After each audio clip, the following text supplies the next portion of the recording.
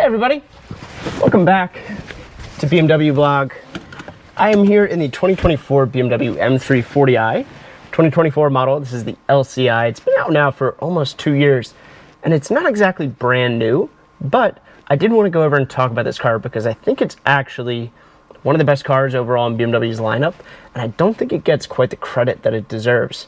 But we're gonna start this up. We're gonna go for a drive, and I'm gonna talk more about what I love about this car. I've had it now for about a week, and I've got a lot I can say about this car. But first, let's just let's turn it on. That right there is the B58. We'll talk more about that in a second.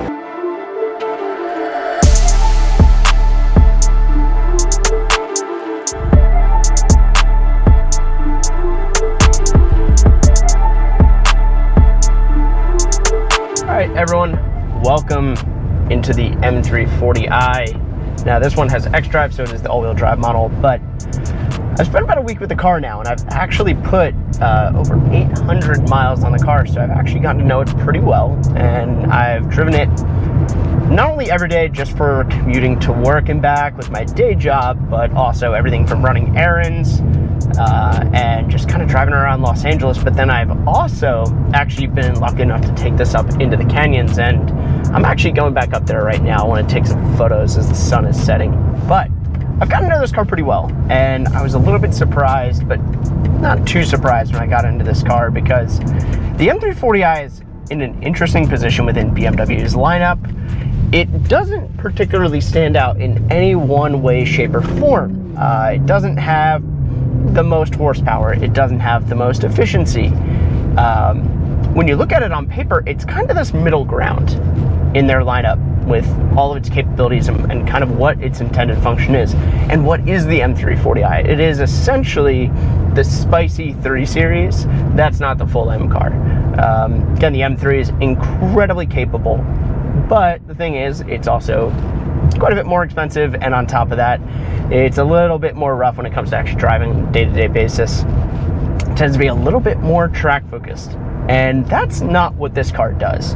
And I'm going to the gas station, and I'm going to explain one really wonderful thing about this car that I think makes it such a really good, well-rounded car. Because, spoiler alert, with what I'm going to talk to you about this car and why I love it so much, this car is a jack of all trades, and it does everything very well. And even if it's not the number one in terms of one particular aspect of this car's performance, it's sort of really good and great at just about everything, including fuel efficiency. And let me get back to you on that.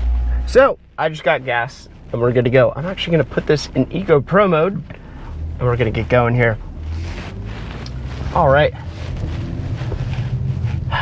So let's talk about living with this car and what makes it such a good car overall. Now, every car comes with trade-offs.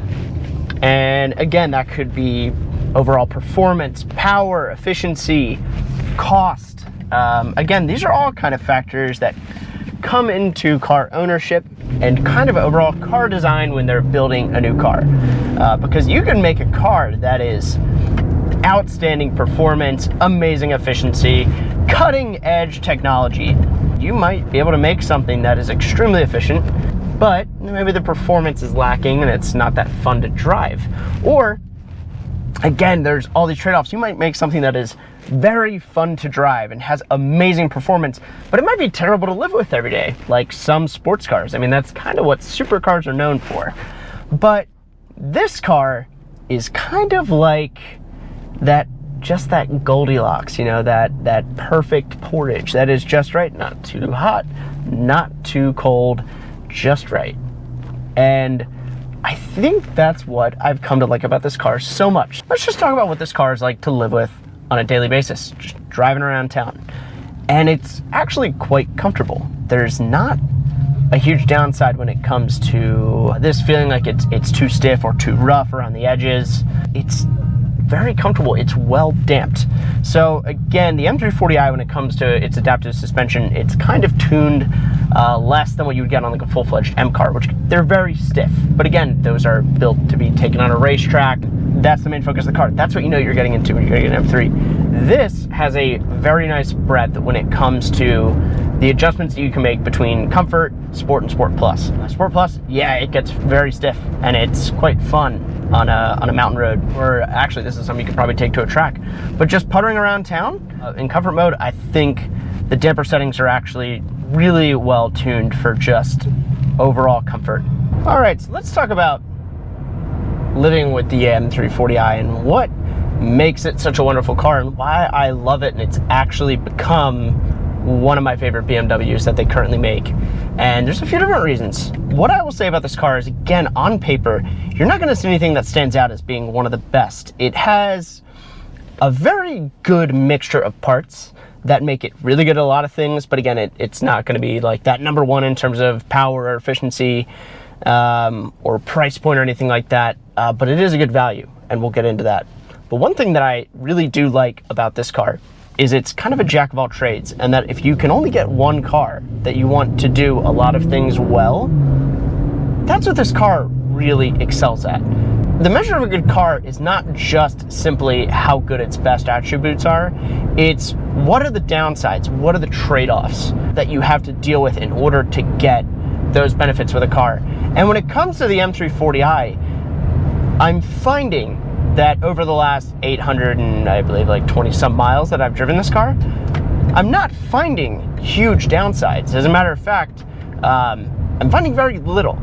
I'm finding things that maybe could be slightly better, but there's nothing since I've been driving this car that I've sat there and said like, oh, that is the point at which there was a compromise when they built this car. It's just very good at everything. So let's kind of start breaking it down into each category and what I mean by that. So the first thing what we'll do is we'll talk about this car as a daily driver and how it's set up to just putter around town and commute in. And being an M340i, yes, this is supposed to be a spicier BMW. Again, this is not just built for efficiency. This is built to be something you can have fun with. And I assure you, with a 382 horsepower B58, again, that inline six with the mild hybrid system attached, it's shockingly fuel efficient from what I have found since I've been driving this car. What I think I was most shocked at with this car was the fuel efficiency since I've had it. Like I said, I've had it now for about 820 miles. I have been averaging 30 miles per gallon. I think as of the moment of filming this, it's 29.7. It just dipped under because I was doing a little bit of city driving today.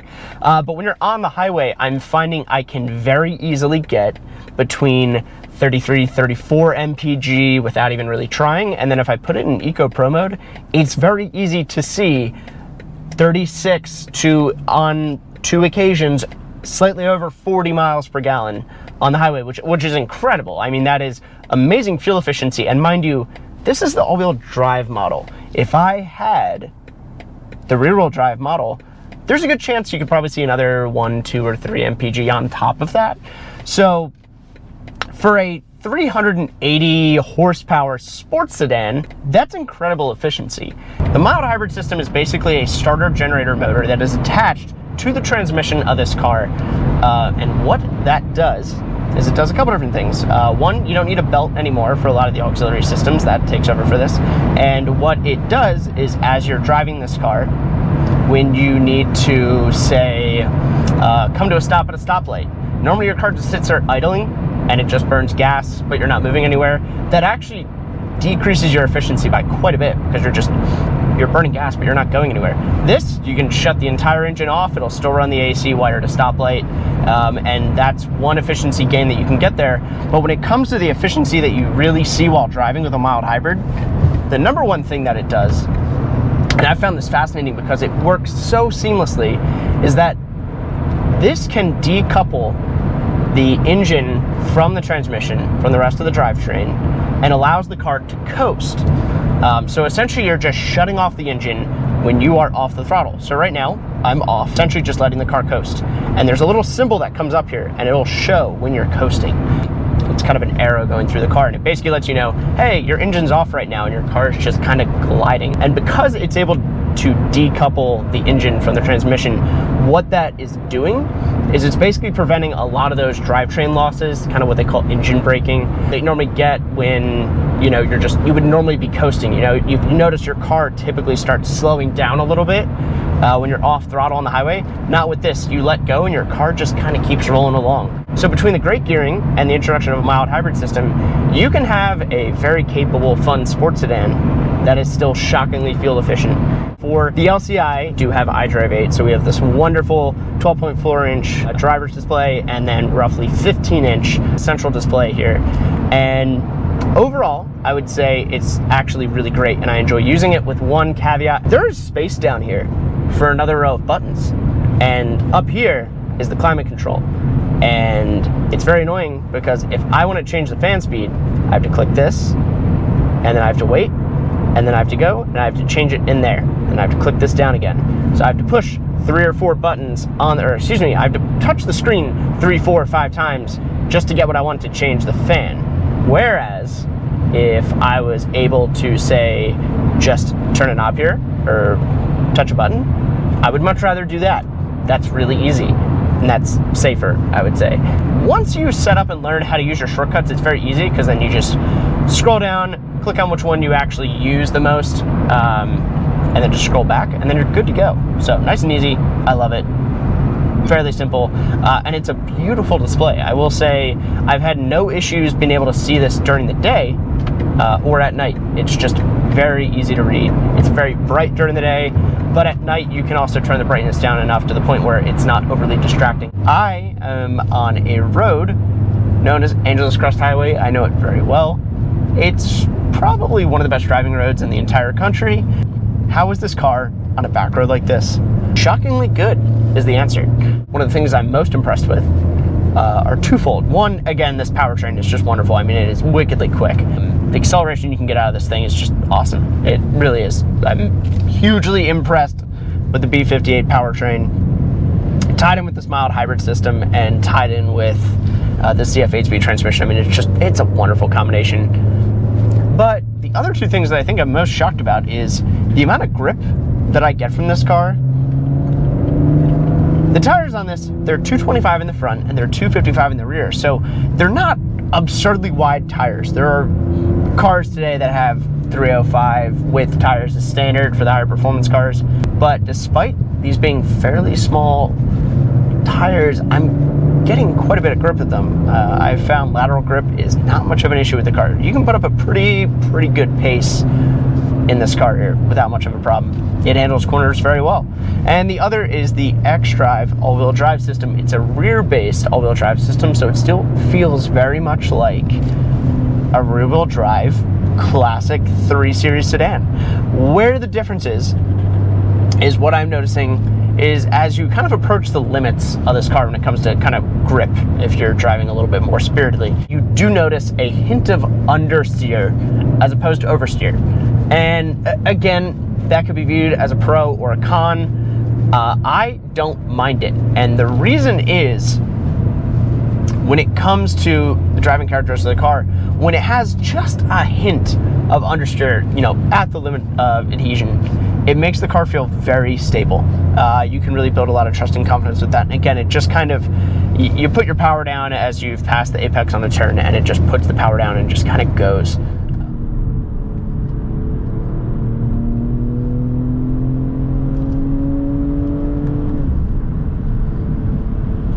What a wonderful package this car is.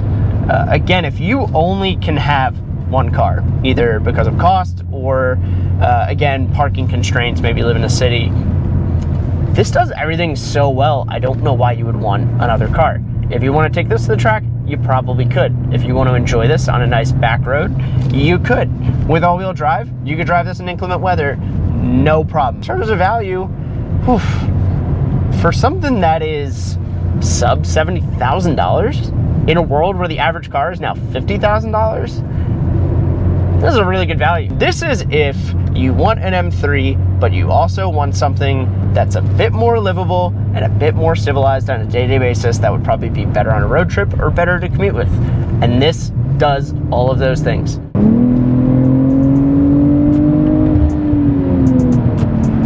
This is a great car.